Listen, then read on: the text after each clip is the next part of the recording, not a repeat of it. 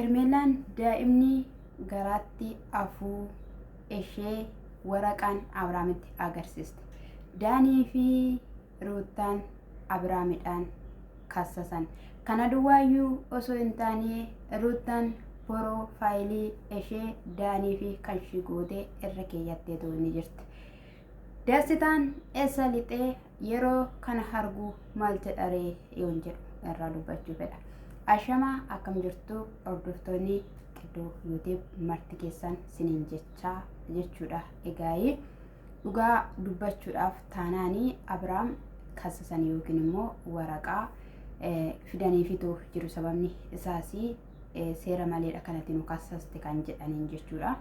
Asirratti tasgabbaa'uun barbaada jechuudha. Maaliif jennaan ani dhugaa dubbachuu wanta Ruutaan ta'aa jirtu kun anaaf gaaffiidha. Haati maqaa dhala isheetiif jettee waan baay'ee dhiisti siniin jedhee yeroo baay'ee isinitti dubbadheera. Maaliif jennaani yoo miidhamteeyyuu dararri yoo irra ga'eeyyuu sababa isheetiin maaliif jennaan of qoxxobdee taa'uu of qabdee taa'uu hin dandeenye Ruutaan wanta ta'eef jechuudha. Haa ta'us malee egaa yeroo darbee ishiin garaatti hin baanne hin sobdiidha kan jechaa turte. Inni kun maal ilaalchisaree inaaffaadha jechuudha. Nuti kaleessa kallattiilee arfanii namoonni lakkii Ruutaa gaa'ila keetti deebi'ii mana kee hin dhabiin jennaan of danda'ee jiraachuu nan danda'a. Wanti na daangessu tokkollee hin jiru akka ishiin jechaa turte ni yaadattus ni beektus jechuudha. Garuu immoo haa ta'uyyuu malee dubartiin tokko gaa'ilatti seente osoo dhala hin godhatin iyyuu osoo iyyuu walii kanii dararaa fi ammam wanti baay'een akka irra gahu hin beekne dhala qabaattee dhiisaati jechuudha. Wanti har'a girgirriin har'aa wanni har'aa jechuudha boruu fi dagalee jiru yookiin immoo utubaa jiru ishiitii ta'uu fi hin danda'u. Ijoolleen kun cuucota dhareef warra guddachaa jiranidha. Warri jabaadhu hin dandeessaa itti fufi warri jechaanii turanii jechuudha. Kun immoo ishiidhaaf hin galle jechuudha guutumaan guututti. Inni dammoo kassasaniiru haa jennu waggaa tokko kan kee ji'a sadiitti tursiisuu danda'a. Isa biraanis immoo qoosota garaagaraa wanta isheerra hin barbaachifne wanta abbaa manaa isheetiin jedhamu hin qabne Daanii faana dhaabbattee jechaa kan ishiin turte jechuudha. Egaa Daanii waan inni haasa'u yeroo hundumayyuu caba Abrahaam baqqaa xiqqaachuu Abrahaam jechuudha. Ani yeroo baay'ee yeroon taa'ee itti yaadu cubbamaa haa ta'uyyuu malee faalama garaagaraa haa qabaatuyyuu malee Abrahaami akka Iyyoob natti fakkaata. Sababni isaayyuu qoramaa nama jiru bakka kallattiilee garaagaraadhaan jechi Daaniin jedhuun bichaan iyyuu gahaadha isa dhugaan siniin jedhe jechuudha. Garuus immoo haa ta'uyyuu malee nagaadhaan waraqaarraa fudhatee deemeera jechuudha. Mucaan kiyyaa kan kiyya ittiin makamu gochaanni gochaa jirutti hojiin hojjechaa jirutti ani abbaadhas haadhadhas jetteetu jirti. Abbaa fi haadha ta'uun ikee asirratti Ruutaa jechuudha. Gahee baatee of qoxxobdee jecha dhala keetiif jedhamu boruu dhaati kee okkoo akkas gochaa turte. Abbaan kee okkoo akkas gochaa ture. Warra akkan jenneen mucaa keetiif daandii gochuu qabda turte.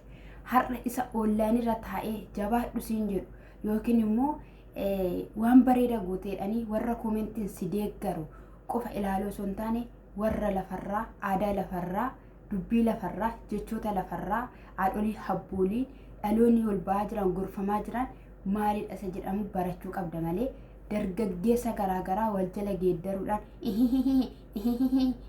jechaa kolfaa miti. Kolfa irra keessaa akkati kolfitu sirrittiidhaan ni beekna jechuudha. Kolfa kee kaleessa gaafa Abrahaam faana nagaa turtee fi kolfi kee har'aa waliin fakkaatu. Eenyu kun yoomsita akkasitti waynee garaa kun waynee laphee kun natti jettu eenyuttis immoo kolfaa jirta ofitti kolfaa jirta situu nama kana faana jechuudha. Qullaa banatee isuma wajjin hin ciifte qullaa kee ofirraa baaste carqii kee jechuudha. Yoo sitti mu barbaanneera ta'e baafattee wajjin maan isu wajjin waan barbaadde ta'aa turte jechuudha. Har'a akka waan isa faana maangoonee wayii yookiin immoo diina wayii akka inni xuraa'ummaa wayii keessa ture akka inni kana hundumaa ta'uyyuu siidha kan godhe osoo ati ofitti qabdee osoo ati jaalalaan waan hundumaa gootee kaballaan caccagaduu baatteetta ta'e kun hundumtuu dhufu yeroo kumaatama koo cagaddeetta ani dhuga dubbachuuf taanaan iddoo 3 boddoo 4 beeka garuu namoonni tiktookii irraa iddoo isheetti kakkabalte walitti qabanii fitnanii innaa isaanii lalaan an engada kolfaan ture jechuudha dhuga dubbachuuf taanaan jechuudha. Innaa waan ati dubbattuu fi waan ati jettu Daanii sarka funaana ture Abrahaam Abrahaam callee sarkaa funaanaa ture. Namni tukaan irraa dhalan dhalchu. Namni jiraan irraa dhalan dhalchu. Kuni jedhamu hin qabu. Hin barbaachisu bakka dhala namaatiif jechuudha. Yoo kasasseetta ta'e qoosaan hanga kanaan barbaachisu. Isa sin qoostan, isa sin dubbattaniif kan inni iyyuu sin kasase. Malee sin tudhose sin hin jedhu. Otoo sin gabbi jettanii oliif gadi kaachuu baattanii akka saree jechuudha. Waa meeqa ta'uu baattaniitu ta'eera ta'e inni sin hin kasasu ture. Inni waan baay'een calsin jalaa jedhe. Guyyaa 5 cal jedhee guyyaa 6ffaatti kan inni siniisise jechuudha. Sini galeera. Sin garuu kan ofirratti qoxxoobuu hin dandeenye.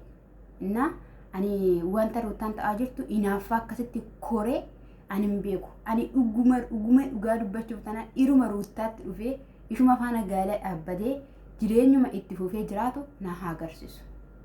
Kaleessas immoo diraamaa hojjetan. Diraamaa akkamitti hojjetanii Efaan Abrahaamidhaan dhaqee dhiifama gaafatee isaan kun immoo takka turanii sa'aatii wal jala geeddaranii too asii immoo waamanii jechuudha. Sini galee yoo Efaan dura dhiifama gaafachuu baateera ta'e Efaan isa harka keessaa qaba kan jedhamnetti jechuudha. Maaliif rakkoo sittuu madhani? Ruutaa jechuun dhugaan sinin jedhe sammuu ishee keessatti marzii baatti. Marzii bakka waan barbaadde jechuu dandeessa abbaan barbaadde marzanyaadha. Otoo marzanyaa ta'uu baatte otoo dubbii nyaachuu baatteetti ta'e gaala ishee hin dhabdu abadaan. Waan isheen dhalootaaf kaa'aa jirtu yoo ananaaf hin galu. Dubartiin tokko waan dhalootaaf keessu waan ittiin dubartiin gaalatti hin seenne tokko dubartiin gaala hin argine tokko argitee baratteettu seentu barsiisuu qabdi. Isaan garuu ejjummaadha kan nu barsiisaa jiran sagaagalummaa xuraa'ummaadha jechuudha karaa biraatiin jechuudha kan isaan nu barsiisaa jiran. Siras elaa ruutaa jechuudha sababa biraankii fakkeessitee jechuudha guyyaa meeqaa daanii faana algaa akkasitti ol qabattee jechuudha jala ciiftee beetti. Isa dhugaan sinin jedhe jala ciiftee beetti. Qaama ruutaa daaniin sirriitti hin beeka. Sirriitti hin beeka jechuudha. Namni suma mun jiraatu fi gaamamee ishii dhala godhattee jennu gaala diigamee jennu ishii jiruun adda bahee gana boru gaala biraa. Amma kun hin ulfaatu hin jedhamu. Ishii maal jedhe Efaa biratti mannoo Abrahaam. Ruutaa maal barbaadde jennaan an akkati ilmeen lafaan akkati jiraatu hin barbaadu. Nama maal barbaadaadha jennaan akkati ruutaa faana deebitee jiraatu hin barbaadu. Ruutaa faana hungisuun waan amma sanaa dubbiin amma sanaa uumamee namni maatiin walitti bu'ee sitti fakkaata abadan jedhe abadan. Argitan isa mushiishiin amma jechuun jirti. Achuma munyunyunyunyunyun jettee jechuudha. Xuraa'eeraa naaf haa deebi'u naaf haa galu nan simadha. Kaleessa maan simatiin. Inni dammoo jechuudha warra gammachuu. Erga dabarsiteef dhageessaniittu Hermeellaan kana booddee sikkinni maalat hallebbiin jette. Fikkitti maalat hallebbish jedheen Abrahaam. Kana jechuun haadha waan an ta'uuf jiruuf gadan jedha. Nan tasgabbaa jennaan hin kolfitas kaa haatoo hin kolfiti jedheen jechuudha. Eeyyuu. Kani ishiin inni jechaa ture ishiin jechaa turte jechuudha. Isa biraan immoo egaa yeroo darbee ilaalan yeroo dhaqaniiti jechuudha. Abeel fa'i. Abrahaam immoo hin argine itti dhagahameera. Isa kana fa'i qoosaa godhanii jechuudha. Innuun miskiina jettee jechuudha achirratti jechuudha. Qonan tasgabbaadhaan malee hin barbaadu waan jedheen qabu jechuudha. Waan baay'ee haasaan daanii fa'i dhugaa dubbachuuf jechuudha. Wanti namatti hin tolle jechuudha. Kan akka ruutaatti jechuudha balleessaa Abrahaam gadhaatti godhee qadaadeef hin jiru. Dhugaan siniin jedhe nama yakka keessan sinii qadaade sinii dhoosu nama fuulduratti sinii faaqeen hin da'u. Waan baay'ee dogoggoraa jirti shidhaaf hin galle malee waan baay'ee isaa jechuudha. Namni akka ishii yaannetti namni akka ishiidhaa bakka ishii bukkeellee hin dhaabbannetti ishiin bakka guyyoona kan boru kan biraa qopheessaa jiru baazawwee jechuudha. Inni galeera. Innaa egaa isa kanaaf abeeleesee ilaalleera nuti seetun ilaallee seetun amannee nuti garuu amannee namna jennaan inni maartii kana walitti fincaanii tokko ta'uu danda'a yookiin immoo lama ibsuu danda'a jennaan lakki wanta akkasii miti ati garuu akka amantuuf jennee mana kimi deemteetti jennaan maatamni kan irra jiru amanuu danda'a jedhee yeroo kana keessatti maal barbaadda namna jennaani ani shamarreen barbaada yookiin immoo dubaraan barbaada jedhee mucayyoon hin dhufte jechuudha. Yeroo dhattee ishiin dhuftee tutte egaan akka guyyaa 3 waliin agarreedha sababuma sanaadhaani goggorfamaas akkasuma buziin isaa soofsisaa akka turtetti jechuudha. Innaa booda irratti gaafa ishiin dhuftu ilaalee neegatiivii bootestiivii maal kan jedhu ilaalee jechuudha. Booda dhugaa akka ta'e adda baafate jechuudha. Sanarraatiidhaan kan ka'e bakka gammadeera innis itti amanii fudhateera bakka maaliif fudhateera waanta ta'eef gammachuu isaanii ibsatanii sana booda ati urguusii yookiin immoo garaatti wanta baachaa jirtuu fi waca kana keessaa girgirri kana keessaa ba'uu qabda. Kanaaf iddoo biraa deemneetu nama tokkotti osoo hin himiin hordoftoonni keenya akka hin yaaddoofnee fi isaan faana baanee deemnee kan nuti bashannannu sammuu kee firii gochuun si barbaachisa. Si kunuunsina mana jedhanii hordoftoonni si kunuunsu jedhe hin kunuunsina kan hin kunuunsina ni maal mangeessee jedhaka maasii wayyasii maallatti matti cukkonyaatti dubartiin garaatti baattu cukkonyaatti moo maalidha ani waanuma barbaade yoo ta'u nan hojjedhaa fi wanni jetteetti garuu dabaaqula waxii dabaaqulaa jetteettani garuu waxii shumburaan hojjedhaaf waxii shumburaa gosa lamaan jira. Diimaa isaa baay'ee nyaattu natti fakkaate gas akkasitti dumbululeessanii hojjetan isa waan nyaattu natti fakkaatu garuu immoo isa baxaxanii akkasittidhaan akka inqolaalitti hojjetanii shunkurtii qaaraatti muranii baay'ee mi'aaniyyuu yaade isas yoo hojjenna siin jenna. Isa biraanis immoo bakka kitifoo zettee jirti Abiraam immoo buddeena tolcha haadha isaa biratti sun taane mana Ruutaatti yoo namni tolchi buddeena arganee jira jechuudha. Guuba si dhabaalamoodha gizee tokko eenyu faana amiruu moo maal faana amiruu waxii waxaa Abiraam immoo buddeena tolcha ture jechuudha.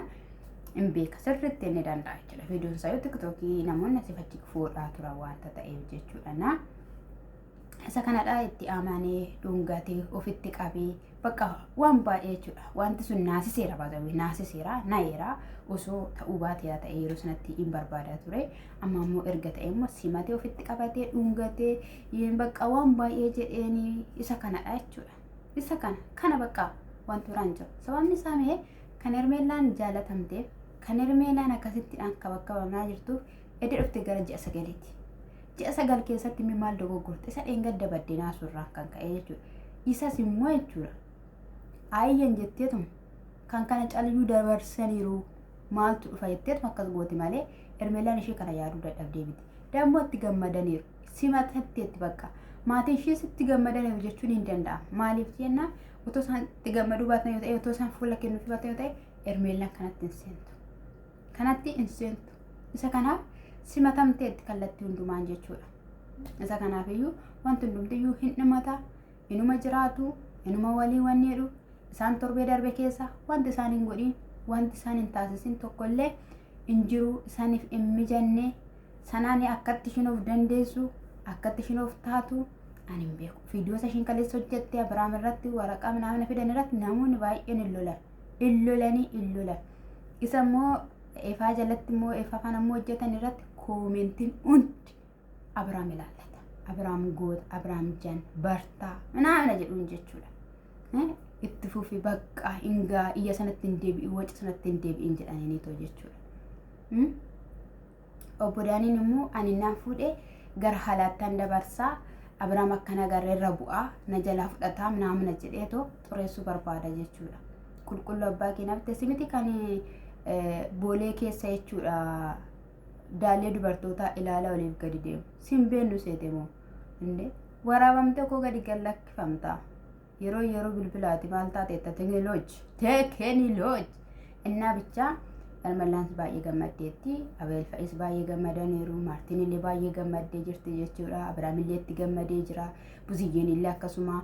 Isa immoo kaleessa immoo Ruutaan gootee Daanii Fa'ii godhan irrattis immoo eenyutu ishii kana ture isaan keessaa deef ture. Deef isa magaalaa kutata jechuudha. Ruutaarraa jechuudha. Ruutaarraa hundinuu ni gala. Waashii gaaftee Daaniin immoo jechuudha qamisi ishii irraa soqolee yoonni qullaa ishiin dhaabiin maal jette qiddoon jedha.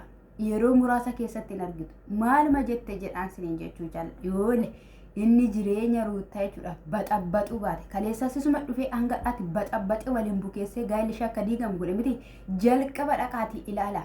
Abrahaamii fi Ruutaan maalirratti akka wal loluu jalqaban. Sijjammara ko Ruutaan gaafa andi jettee gara gaa'ela kanaa yookiin gara jalaala kanaatti dhuftuyyuu wacaan boochaan waan baay'eedhaan tikirri meeqaan as ga'e jechuudha. Har'a bakka irra caallisaa uumaa nagaan qabu ture lola qaba ture jechuudha. Waca qaba ture jechuudha. Hin araaramu abaaboo wayii yookiin immoo wal gammachiisu maal jedhu deebi'anii immoo wal lolu. Deeb akkasitti otoo gaggalabbatamu dhufe jechuudha. እና ደግሞ ፈየነጋት አስሊን ጀቹ ኢጃላ ዳዳ ቡፋን ቱሬ ኤብፋ ማሻለው